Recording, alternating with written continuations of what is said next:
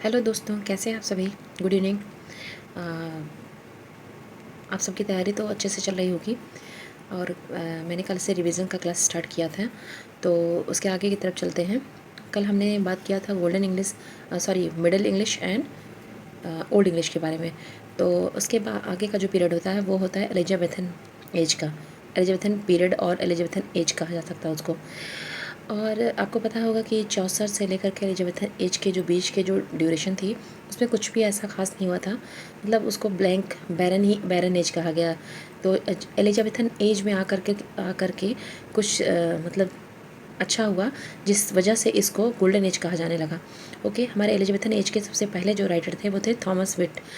ये हमें English language को इन्होंने सोनेट के बारे में बताया। ओके।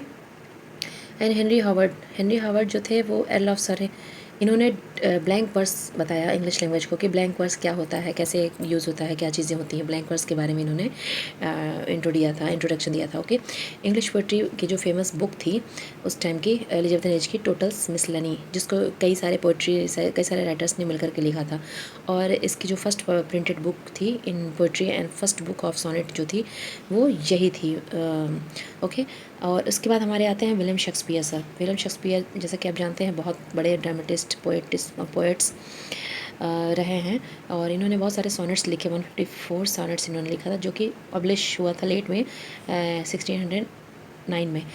जो कि इनकी जो पोएम ये सोनेट्स थी, इन्होंने कुछ सोनेट्स इन्होंने अपने फ्रेंड जो थे वो WH विलियम हर्बर्ट साथ इनके बारे में लिखा है, इनको डेडिकेट करके लिखा है। इनको अर्ल ऑफ पेम्ब्रोक भी कहा गया है। एंड कुछ सोनेट्स जो है इन्होंने डार्क लेडी को डेडिकेट करके लिखा है। और इनकी कुछ दो अदर जो है पोएम्स हैं, जो लॉन्ग पोएम्स हैं। फर्स्ट इनका है Venus and Adonis, which is published in 1593, and the second one is the rape of Lucrece, which is published in 1594। और बहुत सारे जो है एलिजाबेथन एज के बहुत सारे बड़े बड़े राइटर हैं। उनमें से आपके हैं एडमंड स्पेंसर सर, जिनको पोएट्स ऑफ पोएट कहा गया है। ओके। और इनकी जो पोएम थी Shepherd's Calendar was published in 1579, which was published in 12 books in 12 months. Means हर महीने हर एक बुक पब्लिश होती थी, यानी कि 12 महीनों के लिए 12 बुक जो है इनकी पब्लिश हुई। एंड हाँ, इन्होंने लिखा था 88 सोनेट्स भी इन्होंने लिखा था, पेट्रार्कन सोनेट्स। एंड 2 ओड्स भी लिखा था, एपिथैलेमियम एंड प्रोथैलेमियम। एपिथैलेमियम इन्होंने अपनी वाइफ को डेडिकेट करके लिखा था। एंड इनकी एलिगरिकल वर्क्स जो थे वो थी, उनमें तो लिखा था इन्होंने फेरी क्वीन बहुत ही फेमस वर्क है इनका।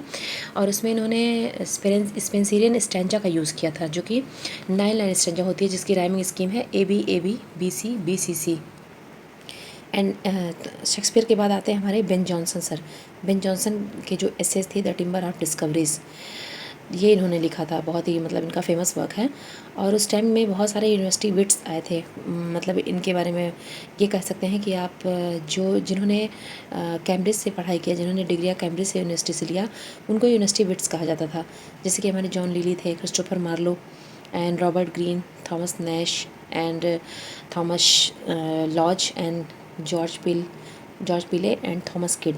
इसमें सबसे इम्पॉर्टेंट जो है, सबसे ज़्यादा जो जिनके बारे में मतलब फेमस हुए एलिजाबेथन एज में, वो थे आपके क्रिस्टोफर मार्लो सर।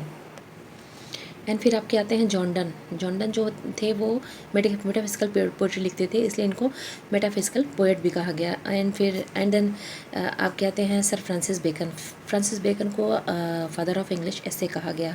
ओके। इनकी एसेज जो थी वो 3 पीरियड में डिवाइड करके, मतलब इन्होंने 3 टाइम में इनका वो पब्लिश हुआ essays, 1597 and 1612 and 1625। Okay. And उस टाइम की जो एलिजाबेथ एज की जो चीफ ग्लोरी थी, मीन्स उस टाइम का जो फेमस होने का जो भी वो रीज़न था, वो था ड्रामा ने इस एज को गोल्डन एज बनाया।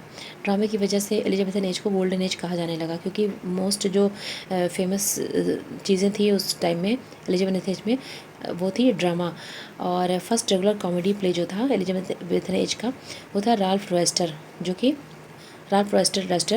by Nicholas Udall. And first tragedy play was Garboduck, which was in blank verse, which was written by Thomas Norton and Thomas Sackville. 2 writers have been written this play. Okay. And आगे के लिए अभी मैं यहीं पे close करती हूँ अपने वीडियो को, एंड इसके आगे के बारे में हम नेक्स्ट वीडियो में डिस्कस करेंगे। If this which I will tell you, it is only revision, okay. इसीलिए मैं इसको शॉर्ट में बस आपको बताती जा रही हूँ। इन सारे से क्वेश्चन आपका आने का बहुत कम चांसेस हैं। बहुत ही अगर आना भी होगा तो golden age, it means Elizabethan से ही क्वेश्चन आने की कोई भी प्रोबेबिलिटी है। Middle age and old age के क्वेश्चंस टीजीटी में आपके नहीं आते हैं। बस आपको हिस्ट्री जानने के लिए ये रिवीजन के तौर पे मैंने बता दिया है, ओके। और एंड शॉर्ट में ही जो भी होगा आपका शॉर्ट में ही बताया जाएगा, ओके। Thank you.